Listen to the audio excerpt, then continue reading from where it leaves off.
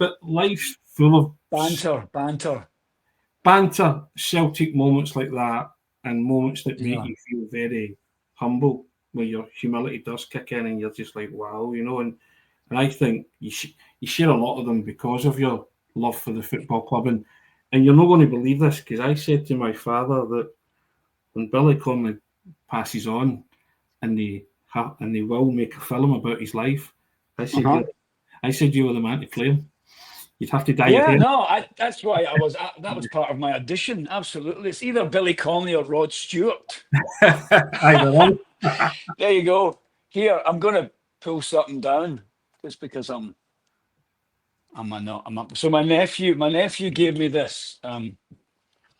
He took one on the day of the Lubo's Legends and Henrik's Heroes. He took one and he gave me one, and Henke signed it. Ah, brilliant. That's a belter, isn't it? I mean, terrific, the white Copa Mundials. Anyway. Exactly. And you know what? That's pretty cool. They're cherished gifts, aren't they? Hello? Oh, they're great. Yeah. Is this thing on? No, it's just like your life is. I think it was it Fever Pitch, Nick Hornby, that said your life's played out in seasons, isn't it? You say to somebody, what year was that? And you'll say, what happened? Celtic did this, or that was season 6 and stuff, or that was 1983, or that was, your life's played out in moments, and you can, if you're like me, my memory's pretty sharp for the time being, someone will just say something, and I'll just say 1982, such and such scored in that. Right. My father calls me Rain Man. My wife calls me Rain Man. I'm getting to just remember stuff, and I'm an excellent driver. I'm an excellent driver. I Carly Babbitt as well, to be fair. And it is mostly Celtic related. You can start a conversation. I remember saying to somebody who once said to me, "You'll like him. He's a good Celtic man." To which my response was, "Is there any other kind?" You're immediately bonded. Right. When somebody says you're a Celtic man, you think, okay, I can trust you. And you launch into a conversation, something Celtic related, and before you know it, you go off in tangents and you talk and you just share your love for this football club, no matter what walk of life you're from. Because I say it blows my mind that you're based in LA, famous actor that you are, and because I do what I do, that we're sitting talking just now, that when I sit down and I think about it, it genuinely blows my mind. No, thanks for it's great to chat to you, Tony. I mean, frankly, I'd rather talk about Celtic than talk about myself, you know what I mean? Otherwise, my mother would say, "Aye, son, if you're chocolate, you'd eat yourself," But anyway, no. She said that about other people. She said I have got a great face for radio. But no, I mean, what do you think about the rest of the season? I mean, I saw this little graph that was on YouTube recently, and from the beginning of the SPFL, or the beginning, Motherwell won, or there was a time Aberdeen won, and then there's, Rangers got 9 in a row, and then it's like we're about to have parity, and if you include the other trophies they won before they got liquidated, but just that did happen, didn't it? Call me old fashioned, but we're about to hopefully win another treble, but it's been an unprecedented success. I mean, I remember in the 90s when Brian Laudrup and Torrey Andre Flo and all those fellas and Gascoigne. I mean, Rangers used to have so much money. They bought Torrey Andre Flo for 12 million quid back in the 90s. Was it the 90s or the? Yeah. And our most expensive player is a young Belgian boy at 11 million. I mean, that's the sort of the financial platform that we're on. But but some young kids growing up and all they know is Celtic winning trebles. That wasn't always the case. Oh, and that's the thing when you try and I did my O grade at school when I saw Celtic win the league in the centenary season. I did not see it again till I was 25, and I'd gone through uni and had my first jobs, my first journalism job. So Yeah. you never take it for granted. We are in an unprecedented era of success, but for those of us like yourself and myself who lived through the 90s, those years were never ending, or they seemed like they would never end. And that dominance that Rangers had, you just couldn't see any kind of light at the end of the tunnel. Even when Fergus came in, you were kind of, I wouldn't say sceptical at first, you were thinking, it's going to take forever to turn this around. Yeah. And lo and behold, they did turn it around, and Martin O'Neill eras ushered in. A couple of titles were lost in his on the last day, but after that, it's just been success after success, a succession of managers coming in and teams that have been tremendous. And I don't know about you, but I never get used to it because I just savour every trophy that they win, every time they. Yeah. There's something for me. See the Scottish Cup, see the last game of the season, see if Celtic aren't involved, I go in the huff. I get really down about it and sad because I just want to see my team in the showcase game of the season, you know what I mean? And we've did it a lot recently, but as a kid growing up, when you would watch the Scottish Cup final, build up in the Wembley build up, Celtic weren't in it. It lost its appeal for me. I don't know, why, but this particular era that we've lived through has been nothing but glorious. Yeah. Absolutely. Can I ask you a question? Do you think it's going to be healthy? I mean, obviously, the Rangers, what happened to them in 2012, and it's been, I've got pals who are teddy bears, and it wasn't. I don't think it was the fans' fault that what happened to their club. It was people that were been biting off more than they could chew, and as it were, and taking advantage of and winning titles with money they didn't have. Let me just throw that one in. You got to pay your taxes, and basically, Tommy Burns and that time we went to Hampden, we're playing great football, and we just couldn't get it done. And we won that one Scottish Cup against, what was it, Airdrie? Was it? But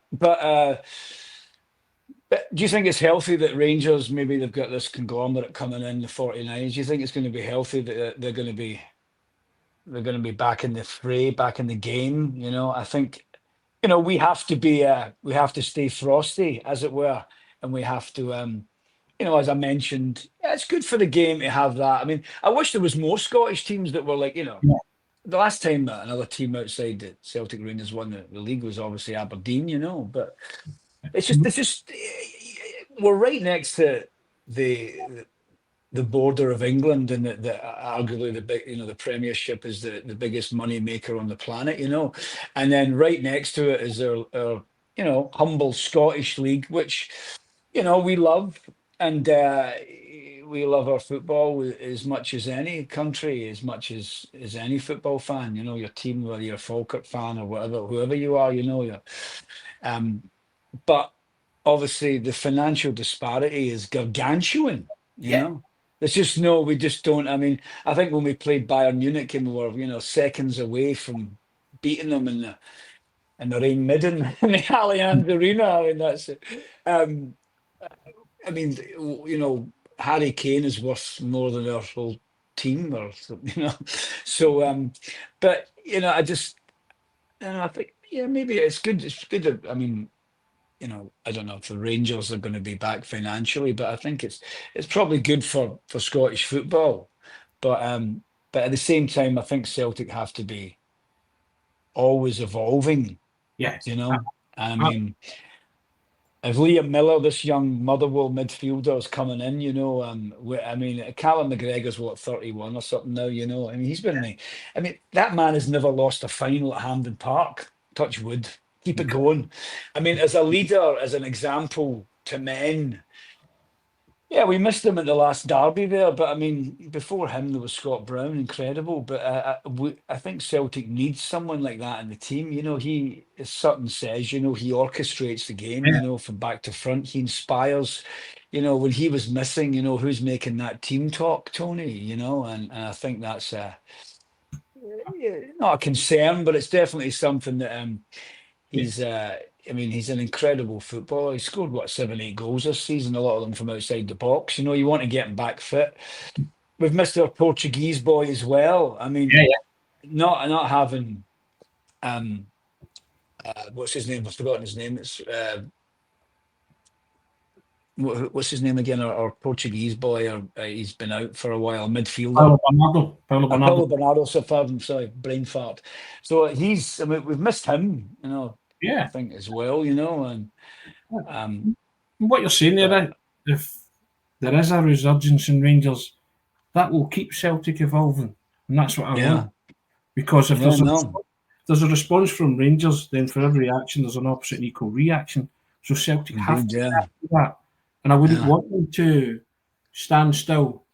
And if they see, as you say, a player like Lennon Miller from Motherwell, if that's somebody who they really are interested in, then go and get him. Future planning. Callum McGregor ain't going to be around for a long No, time. no, You absolutely. have to, and if you're bringing in somebody with a Scottish core, I hate that phrase. They get it, but they do.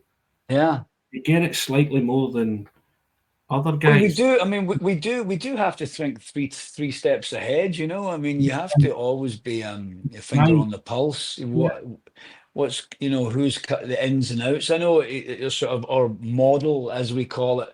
You know, we're bringing in players, and we're you know God bless Brendan, you know, and his sort of structure as a manager and his professionalism, and he's bringing on these young players that are improving. He's improving them. He's working on their technical ability. He's working on their, um, you know, the reading of the game, the full night, you know, whole 9 yards, and then you know you sell them on for 25 million. You know, I mean, so, which is incredible. I mean, although you think the current market, you think, oh, 25 million actually just what is that because it's a Scottish team?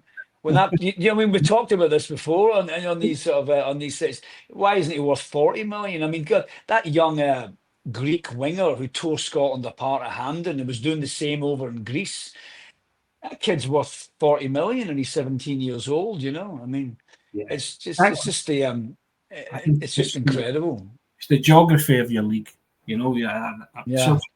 Celtic have always suffered from that. But if that's the model, then you know Celtic should be all over every young Scottish talent. They should be the APB out on them and doing all their due diligence on them Yeah.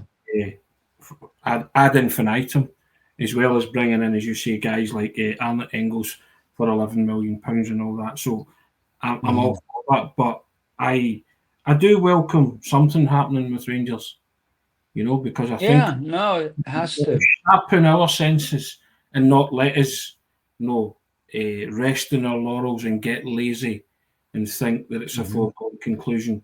You know, and you don't like losing derby matches, but Brendan Rodgers experienced losing back matches. Doesn't like it. Nobody at Celtic likes that. So it is that is the question now. What are Celtic going to do about that? You Mhm. know, and all the impending Rangers are back talk and yada yada yada. We have heard it before. We get that, but I'm like you. I don't particularly care what Rangers do. It's about what we do. You Yeah. cannot allow things to go stale. You've got to keep progressing, keep moving forward, and keep adjusting your goalpost. The manager said he wanted to get to the playoff round in Europe. He got there, lost to Bayern Munich. Let's go a step further. Last 16, last 8. Let's see if we can do Mhm. that. And that's how you constantly evolve. And if that means spending some of that money that they've got, then so be it. Yeah. They've, they've earned that money by being a successful club and business off the park. Mhm. Sometimes you have to reinvest that and keep punters interested and keep them coming along, keep them spending that money because, you know, they will come and watch a football team that's successful and Yeah. they love watching a successful football team. They get that back tenfold, don't they? Which is Well, I why, mean, yeah, financially, I mean, economically, Celtic, I mean, is it the most successful or sort of fiscally they've ever been? I mean, yeah, or recent. I mean, sort of look at all the gear. All the gear, no idea, as my mother would say. All the gear, no idea. Anyway, you know, all that I got Adidas gear. Let's get some of that. You know, I go to the Celtic Superstore and I just go, wow. You yeah, know, my daughter comes to Glasgow. We go to London. We go to Barcelona. Went to Germany last summer. Went London. Went to Glasgow, and I got back to LA. And everybody's like, "Oh, you went to all those places. So cool. What was your favorite part of it?" She goes, "The Celtic Superstore." So my mate's like, "Is your daughter got an American accent?" I said, "No, she's postal, mate. No, she speaks like that. Know what I mean? Oh, you." No, she does have an American accent, but she does have a tongue. She does have a mouth like a trucker at times as well. You know, and that's obviously a chip off the old block. Um, give you a great quote about. I've got she gets some very colourful vernacular, but no, I just hope we finish the season strong, you know, and finish Yeah, of course. go to another. I mean, God, I just remember back to it was the day before that Lubo Legends game, and it was me, Compston, my nephew Barry, I think Ross McCall, Gianni Capaldi, a bunch of us, and you know Tom Rogic scored that scored that incredible goal, and just to be there for those moments, you know, it's just you can't No, you can't describe it. It's you no. know it's inexplicable. Was that the right term? I don't know. It's just a feeling. It's just like because we were losing that game, weren't we? We're getting beat Yeah, 1-0 yeah. by an ex-Celt. What's his name? Scored John um Hughes. that's right, and then we scored straight after, and then and we got that winner, which was And that was when the lightning struck, wasn't it? The yes, lightning were that's hammered. right. Yeah, Tom's on his mazy, and you know, fated to be in. Correct that moment is inexplicable, an invincible treble, not yeah. losing the whole season. It'll never be done again. Clearly Celtic were fated to do that, but just watching that team that season and those moments that they had, and that Roger, Wild. that Yeah, Roger goal and Craig Gordon sinking to his knees, I know. that I know. I know. Oh my God. Yeah. I mean, poetic, poetry in motion. Watching him slalom his way through the Aberdeen defence, and those size, I think his feet are 14. yeah, I mean, this is Henrik is, I don't know. I mean, I'm not, I mean, this shoe is like out to here, but he moved, yeah, he moved, he looked like a ballet dancer. but balletically, didn't he? It was like, Yeah, glided, yeah, it was glided. beautiful. He glided the way he moved that ball, and I thought, no, there's no way he can. And then, of course, it went in at the near post, didn't it? And it just to go, it's such power. But God, some of the goals, the goal he scored at Ibrox, some of the strikes that Rogic would hit, you just get like, oh my God, he could really crack a ball. But are you going to the game tomorrow? By the way, Yes. are you going to the game, Anthony? Yeah, well, we cover Celtic home and away. We get into every away game, and one of the boys has got a season ticket, so we just kind of try and alternate that. So one of us will be there. I'll be writing about it in some shape or form. So yeah, it's what we do. But you mentioned Postle there. I'll give you a quick story. Great quote I heard. The Apostle YM, they had many teams, and you would play up in Postle. You'll know Postle, as you say. And a guy said to me, it was that rough that 1960 Real Madrid couldn't get a result in Postle. Oh my God, that's great. I just visions of Hento and Puskas and Di Stefano walking out in the Postle. Wait a minute. Get quick, get back in the bus. Santa Quick. Maria. Santa Maria. Oh my God. Yeah, That's brilliant. a brilliant, a typical Glaswegian expression. I'll tell you how hard postal are. Right. Well, it harks back to, sorry, we come full circle back to Lisbon when Yeah, apparently they were in the tunnel, yeah. and Bobby Lennox, they're all taking their teeth out looking at each other. They're these big. I think Conley talks about it as well. These big, handsome Italians. And they're black and blue and they're resplendent outfits, and as these wee guys taking their teeth out, and it's just, I mean, they were on their 20s or 30s, but they looked like they could have been in their 50s. A lot of them. It was just that sort of that look. It was, um, Just that I don't great know. expression in it with Bertie Auld and Jimmy Johnson's pointing to him, saying, "Are you marking me?" and pointing to the big guy. And then he's like to Bertie, "Look at them, Bertie. They're all tanned. They're like film stars." 3 words, Bertie. Can they play? And I've often said, under Gallus in the dictionary, it should say, "See Bertie Auld." Because there's that wonderful it's not a statue, it's a photograph where he's holding the ball and he's got the fedora hat on Mhm. after Leeds. And I've just thought it would make a brilliant statue. Right. Yeah. And I've campaigned for the tunnel at Celtic Park to be called the 1030 Tunnel, because 2 of his favourite anecdotes take place in the tunnel when he sings the Celtic song as they're emerging from the tunnel in Lisbon. And Mhm. then that great tale where John Gregg says to him, "Hey Bertie, how much are you on? Bonus?" And he says, We're on a tenner. And Bertie says, "We're on a fiver." And he says, "But my fiver's guaranteed." Oh, brilliant. I've always thought, if there's a man synonymous with things that happen in the tunnel and Mhm. Celtic quips and quotes and anecdotes, it's Bertie Auld. And I've always said that Celtic should call it the 1030 Tunnel and have things like, can they play, entertain, on the tunnel, because Mhm.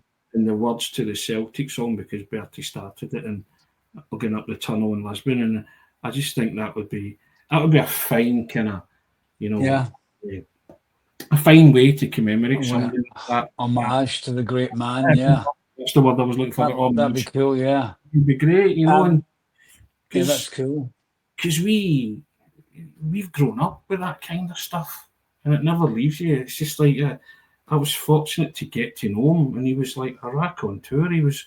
Uh, I said that the greatest thing about Bertie Auld was he bestowed the gift of Celtic to every person they met, whether they wanted it or Yeah. not. That's Yeah. what, that's what he did. He was one of Celtic's greatest ever ambassadors, and a wonderful man and funny, and even opposition All right. support warmed him. They loved him. He was Yeah. just No, he I was was. a legend. It's a legend that, and his sort of his footballing sort of acumen, and his sort of his Yeah. professionalism, but just this is a person that you mentioned before. Just just such humanity, a graciousness, and a Mm. sense of humor that is No. frankly unrivaled. Patter that would just say, and just like naughty, and Yeah. just winding folk up, and he's Yeah. just a gregarious humanitarianistic individual. There you go. I sound like you know I'm about to look up what they with the mean. banner. What about the what's that one mean, Tone? What about the old green? What about the old Green Brigade? I'm not going to talk about kettling, but it's true though. It's like, I know we're no rugby fans, but we're no all mad. We like to Yeah. go and see our football team with our sons and our daughters and our uncles and aunts and that. And I know Derby's get a wee bit fruity, a wee bit salty, but no, that just the police. Glasgow derbies have been going on for years, and Yeah. there's been police there. But at the same time, I think they're a wee bit carried away. It's like there was more police there than there was fans, and it's kind of like I think there's a little down at the police station at 1:15 tomorrow. There's a little bit of a, I it's think not just good people from the Green Brigade. I think it's Celtic fans that are going, hey guys, I respect it, or you got to do your job, but we're not here to fight. We're here to watch our team play, yeah. And I think people should be treated with a bit more civility and not just like, oh, you're a football, fanatical thug. I'm a football fanatic, but yeah. I just think it's unfortunate that they I, they they think they have to do that. I think there has to be a common sense approach to this, because most football supporters are there for one thing, and that's to support their football team. Yeah, At the end of the day, and I think tomorrow, I know there's a protest and stuff like that, and it saddens me that there's going to be a lot of negativity stems from that as well. I'm Uh, sure. Well, that's the way it'll be. That's the way directed, it'll be played out, won't it? It'll be like, oh, directed look, from the Celtic Football Club, and I don't think the police covered themselves in a lot of glory in that one. I've got to be honest, and it's like what you say.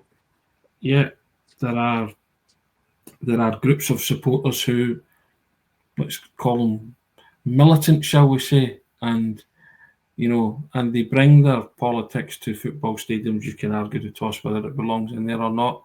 That's for the individuals concerned, the individual Celtic supporters. But at the base and the heart of it all, they are Celtic supporters, and they want to support their club, and they want to express that in a way which they see fit.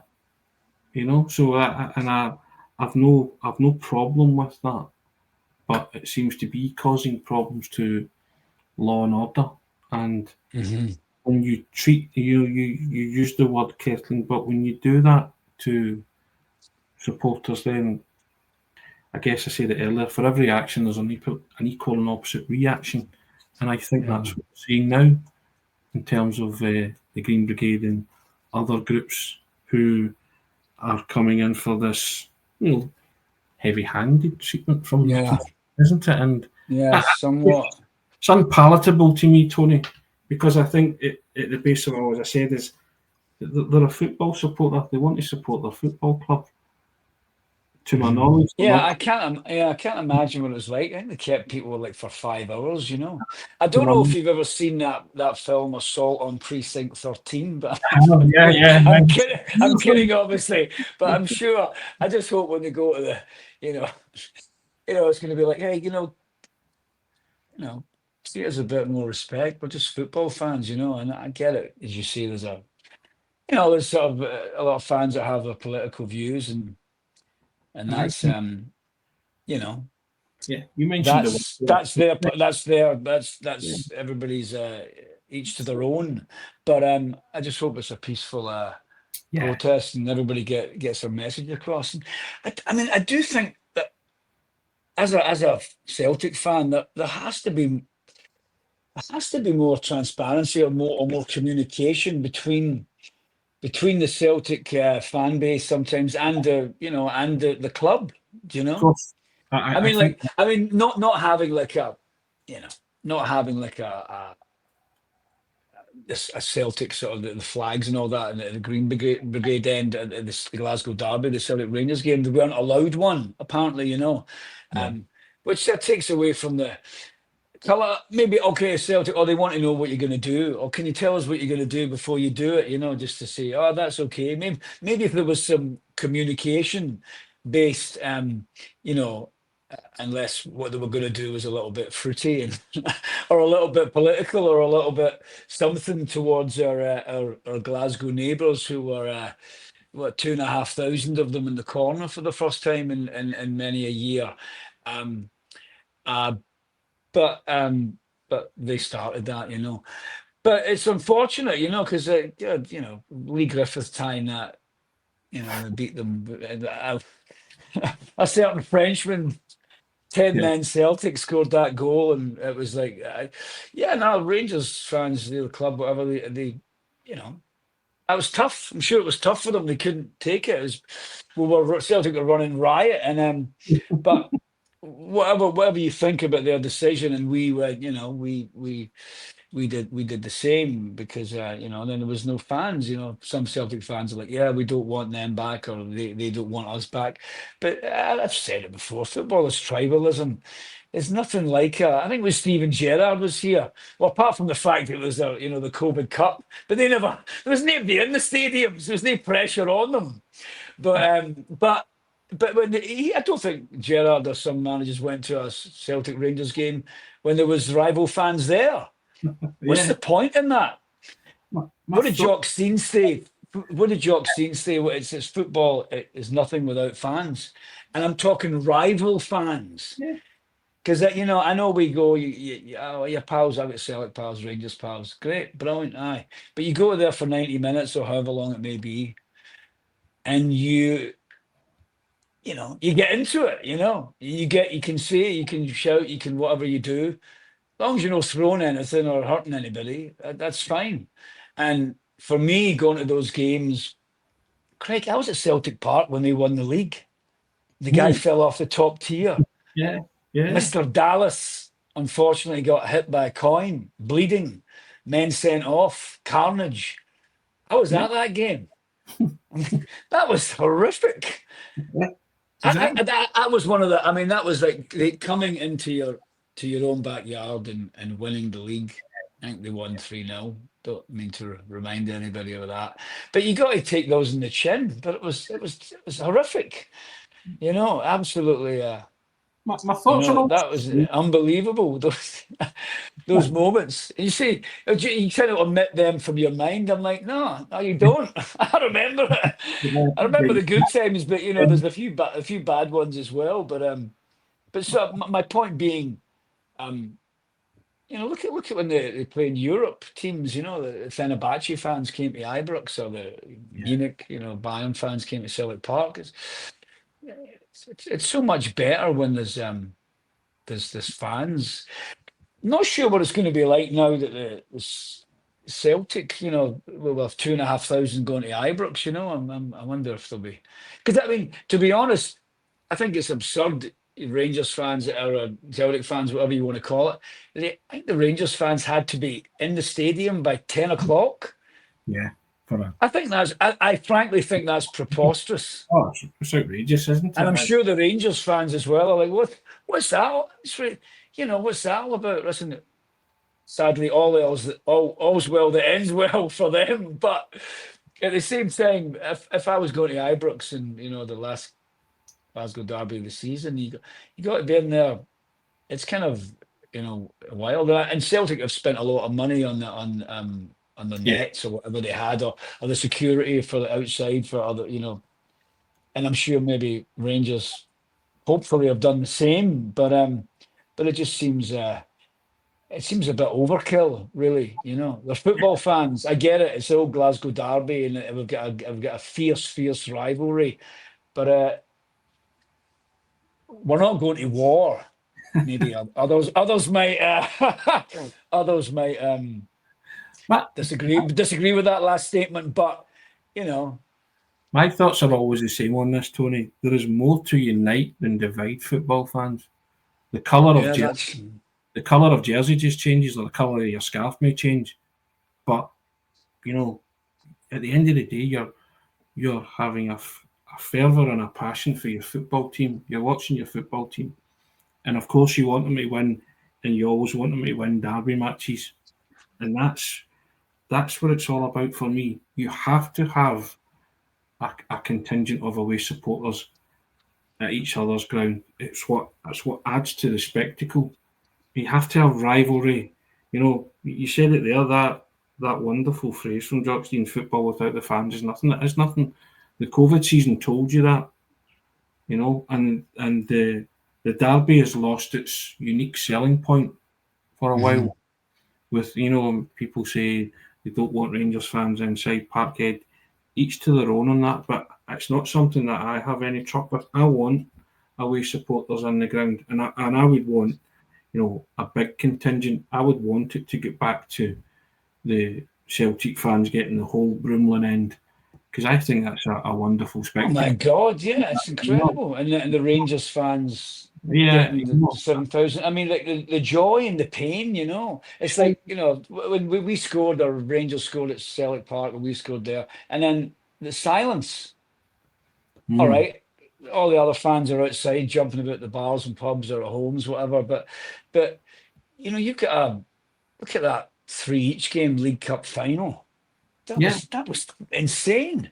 I mean, we'd won it. We were down. We were back. We'd won it. They were back. We won it. And then it was an incredible game. The heart was bad for the old palpitations. The penalty shootout. I mean, but like 2 sets of fans there and the noise and there's nothing like it.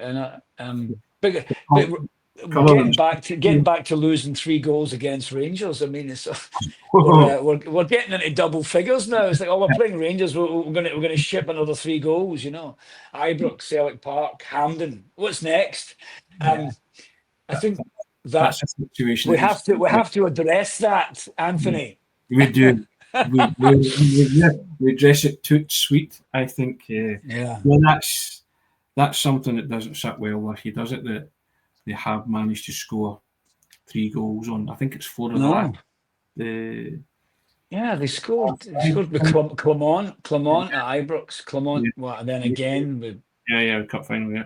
But last season when it was the end of the season. But but it's been a concern, But I think that you say that a 3-0 game at Ibrox was a wake up call. But then what was the last Glasgow derby there? What was that? I just think it was I think Rangers were up for it. And they're hungry and they were hungrier. You could tell that. But I don't think that same result would have happened if Clermont was still on a job. No. I think that if you've got the Rangers dream team coming in there, as it were, and Barry Ferguson, it's like Neil Lennon coming into Celtic that time. You've got someone who knows what the club's about, who's played for the club, who loves the club, he's passionate, and he's got that wee nippy sweetie, if you will, attitude, and they know they've played in these games. McCann, they know, how to get under your skin, and we in Celtic after, and Brendan, hopefully we can look into that, and because sometimes you can win these games by playing beautiful free-flowing football, but sometimes it's not always the case, and you've got to put a tackle in, and you've got to show them. Show them who you are on the night. It's like Rocky, show them who you are on the night. Show them who you are on the night. So I think that game at Ibrox, the league's going to be over, is going to be a humdinger again. Yeah, and also they're always humdingers. The next game, but it's going to be as you say, as you very well put earlier on. Celtic hopefully are going to feel. They've got to show up more this time. There's more on the line for us than maybe is on the line for them. I don't know, but maybe that's. No, but I think the fact that they've been so far ahead has had a lot to do with it as well, Tony. Because I agree. I agree. I agree. I agree. It seeps into the consciousness, because if there's 3 points in it, 2 points a point in it, you do not play like that in a derby.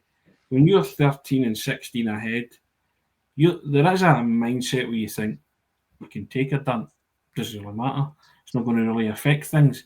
And I know managers and players say complacency doesn't creep in, and I get that. But there is a part of you thinking we can afford to lose if that's the case. And I'm not saying that the players aren't up for it, but it's been noticeable in the January game and in that game that there's been an edge to Rangers. Because it's mattered more to them. It shouldn't, but it's mattered. It's mattered more to them somehow. And I think subconsciously with the Celtic players, it's like, we're 13 ahead, we're 16 ahead, we're going to win the title anyway. Mm-hmm. And and it shouldn't. And psychologically, I think Yeah, I totally concur, my friend, that you, little your extra edge is there. percentage of just not knowing that if we don't win this today, our backs are to the walls, we're in trouble. They're 3 points or 2 points behind. It does your sort of. And I'm not saying you're all laissez-faire. You don't, you're kind of, I don't really care. No, Of course they care, but that extra, but that if you can bottle that sort of that yeah, explosive sort of passion, what you need for those games, then I think that's what Celtic you need, unfortunately were missing from the last two those last two ties. you need that edge. You need that jeopardy about it. Like the cup final, there was jeopardy there. And as you say, it was ended up with humdinger. The Champions League games, there was jeopardy. They showed up. Hmm. I think they need that to flick the switch. I think the semi-final, there's jeopardy there, but they always turn up when there's a lot on the line. Hmm. And their credentials and metal is being tested. This team have always turned up in those situations, and I just think that the last two Rangers games have, in the grand scheme of things, it's never a dead rubber, but they have not had the edge required in any Hmm. normal season because Celtic have been so far ahead. And Yeah. I think subconsciously managers and players will deny it, but I think you need No, that. it's definitely there. It's up there, It's and isn't and it's not quite it? There. It's not. there. It's not quite. So If you're a point or 2 points, as you say, things can go on a downward spiral pretty quickly. If you lose this game, then the focus, your senses are heightened. You run yeah. through brick walls and stuff. And Brendan Rodgers spoke about it today. He said in the past two games, Rangers have started the brightest because they've come Hmm. flying out the traps, Yeah. and Celtic haven't. And so Yeah. you have to try and pinpoint it and say, why is that? Would it have been different if you were a point behind and you were trying to go top? Hmm. Probably would. Yeah. I was gonna say what did Brendan and I'm sure they had the team talk and they said it all out, but there's a ferocity I think that you need in these games. And Yeah. I think the ferociousness of the way Rangers came at us right away in that first 5-10 minutes, what did we expect was going to happen? Barry Ferguson, Neil McCann, McGregor, all the greats coming into Yeah. the East End of Glasgow. As you know, as I don't know, losing to Queen's Park, beating Fenerbahce. Who's going to turn up? What Rangers team is going to turn up? I mean, a deep block. They can't, win games at that. But if they're on the counter attack in Europe, they're doing very well. But I'm kind of like, we have to leave no stone unturned in this, and hopefully McGregor will be back. Trusty will be back. I think Schlupp looks really good. I Yeah. think maybe, but too many. Look at that third goal we lost. It was catastrophic defending. It was CCV, but I've met him. He's a great guy. What a player. Alistair Johnston. Met them all. But that goal was just Butland gets the assist. It was absolutely, it Yeah. was a hell of a finish. Don't get me wrong. Great And goal. the teddy bears went into the raptures, but I was an absolute kicking the gonads, that one. But he misses the header. I mean, Oh, no. and then Alistair falls, and I was like, "Oh, what is going on here? This is not how I wrote the script today. This is a wee." I end up watching. Sometimes I don't watch the games live because it's too early. Yeah. Because I'm skiing, I'm doing things with the daughter or whatever. I ended up watching that game over a 5-hour period because I watched a bit of it, then I had to go and do something with the kid, then I watched it again. I'm like, what is going on here? And then I ended up finally watching the last 10 minutes of it. on the ride home from Mammoth in the car, my missus driving, daughter doing homework. I'm watching it on the iPad, and I couldn't believe the game had been over for like 9 hours. I'm like, my friends are like, "How do you do that?" And I'm like, "I just want like to watch the game live." He goes, Yeah. "Get up at 4 in the morning." I said, "I used to do that. I can't do that anymore." But no, Bearing, bearing that'll in be mind, interesting to see. yeah, bearing in mind as well, it was a, you mentioned the Rangers management team. This is a rehearsal for them to try and get the job. So they are Oh going to yeah, definitely. They're auditioning, aren't they? They're definitely auditioning, their aren't they, audition. Tom? That's the word I was looking for. So Yeah, no, that is a rehearsal as well. It's the way they're so um they're trying to show Rangers in the best light to convince yeah. everybody coming in, look, we can do this, and then fill everybody's head with there's not much between the teams, and on any given day we can be better. So Right, yeah. you have to match that intensity at all times Yeah. because, as you say, Barry Ferguson was a high octane, full intense player. His Yeah. teams, his teams are a mirror image of himself. Of course it's gonna be So yeah, of course it's gonna be like that, you know? Yeah. so Do you think Ferguson can you think that the old San Francisco 49ers overs coming in, do you think they'll entertain? I think if he keeps doing well in Europe and see how he does at the end of the season, I think I think certainly. I tell you what, they have done since Ferguson's come in. The players are playing for him, yeah. and any consortium coming in, if he's not their manager, I would certainly say you have a place at this club because you can motivate this team. Oh yeah. And any manager coming in, I would say you need him on your staff. Oh, totally. I mean, he's galvanized them, No, hasn't he? so, and He's you've got this technical ability, a Cerny or whatever, you've got that. But yeah, you know what you need? You need a bit of dig. yeah, You need a bit of that. I mean, of course. Ferguson coming in with this sort of very staunch, stoic approach. Yeah, He's got a backroom staff, McCann, the rest of them.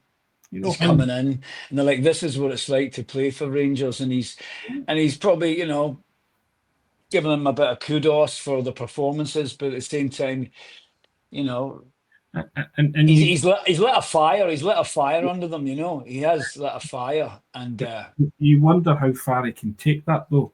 How no, far sure, can yeah, that approach go? Which is why any new owners coming in would say, "Great, I get that. He can light fires. He gets players to understand what it is to play for the club, but that can only take you so far.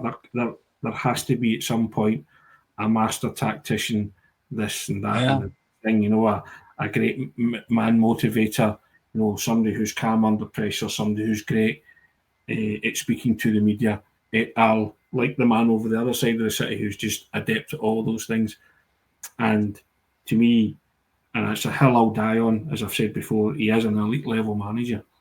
hmm, yeah, And I think that if they were to offer the job to someone like Barry Ferguson or bring back Steven Gerrard, then I think our manager would commit himself to a new deal. And I think he'd fancy that challenge of yeah. I think drilling it's loose. interesting you say that, Tony, because I think it's definitely. I mean, I hope Brendan sticks around, but I mean, once the dream team of Jose Mourinho and Graham Souness come in, I think that will definitely inspire Brendan. And I think I think someone brought that up in some chat the other day. I'm like, oh yeah, because those two won't. Be it loggerheads, Souness and Jose. No, but it'd be interesting to see if they bring anybody else in, or it is. Um, I mean, listen, he's a boyhood, he's a Rangers legend, as it were, and he's a big Rangers fan, and he'd love, he was at what Blackpool, not Blackpool, Blackburn, I should say, and whatever else he managed, but it's a different animal, Rangers is a different beast. It's obviously his boyhood team, and he's played for them, and. Uh, but whether that passion can be translated into a whole package, a technical coaching, approaching. You know, it'd be interesting to I see how think that goes. I think you can raise a gallop for a certain amount of games before that Sure. goes on the wane, and you have to be the complete package. You need more, and I think that's what any would-be consortium will be looking at right now if they're conducting their due diligence. Let's just see how far Barry and his co-coaches can take this before you start to see a kind of tapering off.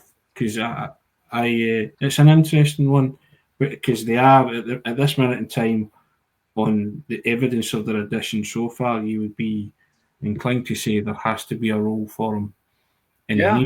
any new managerial setup. Whether you could trust them with the top job, that's purely their business. Yeah. It's something I'm not too perturbed about. I'm more concerned about our manager Yeah. committing himself to a further deal if that is the case next year when his contract expires. Yeah. And because Well, I think yeah. with him at the helm, I'm convinced he'll still be successful. Yeah. No, I mean, if we deliver, listen, I know Celtic financially are obviously, are doing very well, and unfortunately, economically and on the park, other teams in Scotland, can't compete, and that's it is what it is, sadly. And then Celtic going to European competition, and we can compete to a certain extent, but then you're dealing with teams that are worth £1 billion, and these incredible mighty European giants, and Celtic and Rangers are we can't compete against that. We compete in the park to a certain extent, Yeah. but I just hope Brendan stays around, because I think we've made progress in Europe, and I'd like to see us continue to do that. And look at Sevilla, what they did. How many times did they win that UEFA Cup, Europa League? Maybe if Celtic fell into that league, if we get that team going, get some new signings in, freshen it up. I don't know. And I Well, think Champions League, but if we fell into the Europa League, I think Celtic could have a go at that, like we did in Seville all those years ago. Sevilla understood the remit there. They realised that they were not a Champions League team, but they were a very good side, and so I think they won it 4 out of 7 years, Incredible, and absolutely incredible. And so they geared everything up for being successful in Europe, because they knew they're not going to win La Liga, they're not going to win the Champions League. I don't think they lay great stress on the Copa del Rey, Spanish clubs. Yeah. So you think to yourself, we're channeling our energy into winning this Europa League, and it's one of 3 European trophies up for grabs, and with it becomes a lot of prestige and a lot of honour, and a sense of real achievement. And that team, that Sevilla team, were excellent in the way they went about their business, and Atalanta did the same last year. They set about getting into the top 4, and then eventually reaching the Champions League. But in order to do that, they had to finish high, go into the Europa League, and then say, we're having a tilt at this because we're a good side and we could win this. And they ended up beating Bayer Leverkusen, ruining the Cinderella story of them, going a whole season unbeaten. And that was unbelievable. They absolutely mullered them 3-0 in the final. Crazy. But again, an example of a team who had decided we're not at that top echelon yet, but what we are is a rung below that, and we're good enough to win this European trophy and give them their greatest success in their history. And I think as well, I'm of the opinion as well, there are only 3 European trophies up for grasp. If you could win the middle one there, it would be a wonderful achievement. What a beautiful trophy it is. Arguably, I'd say it's prettier than the European Cup. I mean, I think it's gorgeous. That the way okay, there's nothing like the big cup, the big ears. There's nothing like it. But yeah, I don't know. I mean, just I think hope Brendan hangs out and stays a little longer, and then we keep I think this season will have chipping away. I think this season will have whetted Brendan's appetite. It's nights like Allianz Oh Arena that God, keep him at the club because they came so close. Would you say against absolutely. a European powerhouse, a real giant? And it's one And of then the yeah, I've seen away in Europe. They were brilliant. that was incredible. What a night, and what a gut punch at the end there. But I mean, and then they played Bayer Leverkusen. I mean, who knows how if we would have got through extra time or penalties, if we'd have taken the Bayern giants out and would have played Bayer Leverkusen. I mean, God, they didn't even score against them with like 5-6-0 in aggregate or something. But you live to dream. I always say it. I'm the eternal optimist and the eternal dreamer when it comes to Celtic.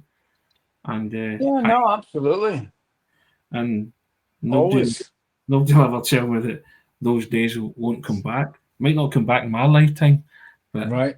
it's still a dream that I hold dear and think, do you know what? At some point, Seville was everything I'd ever wanted to do as a football supporter, but losing's not in the equation. No. You're a young man, Tony. You've got many goodly days to come, my friend.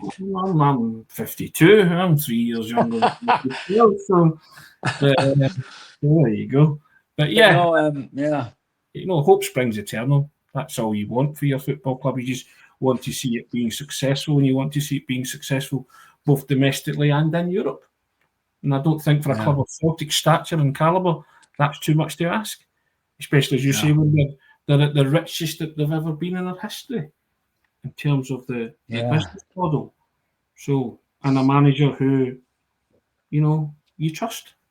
Yeah, no, absolutely. That old saying I used to say, if you fail to plan, you plan to fail. Not that we've been planning and we've done well, but yeah, you just know that you just know that other teams are coming. Maybe there's a change in the air, and you always have to be wary. And competition's good. It's good for the Scottish game, and if the mighty teddy bears get back on their horse, and maybe start winning a Glasgow derby that actually means something in the title race, then we'll see how that'll sharpen us. We nitty sweetie Curran there, by the way, but we'll see. Sharpen the senses, see how that goes. But we need to take care of the Jambos tomorrow, I guess, and then go back to the home of Hampden Park and Brendan's favorite place. A lot of our favorite place. I mean, a lot of Celtic's favorite place. But nice one.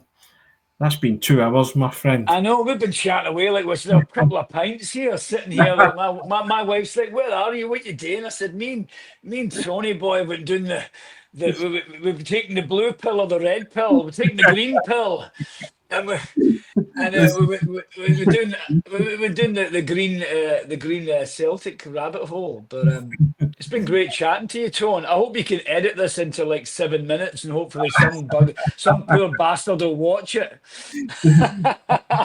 I pity John. John's got the task of editing this, but what I will say, when Tony met Tony, it's been 2 hours of bliss. Thank you so much, fella, for your company, your stories. I've just loved that. It's been one of the best things I've ever did in career-wise. I've really enjoyed it. And maybe when you're we'll catch up if you're out and about and all. You might have let's get together for a cup of tea or a pint or a libation, and I'm definitely going to be getting along to paradise when I come back, and who knows, might come over for the cup final if we make it there. Yeah, indeed. We'll see how that goes. But Mr. Haggerty, thank you again, my man. Thank you. Pleasure's all mine. Great chatting to you. Hail, big man. Hail. All that's left for me to say is this has been When Tony Met Tony, and it's a good night from me. It's a good night from him. Good night. Thanks for listening, guys. Take care. Cheers, Tone. God bless you, big man. Hail, hail.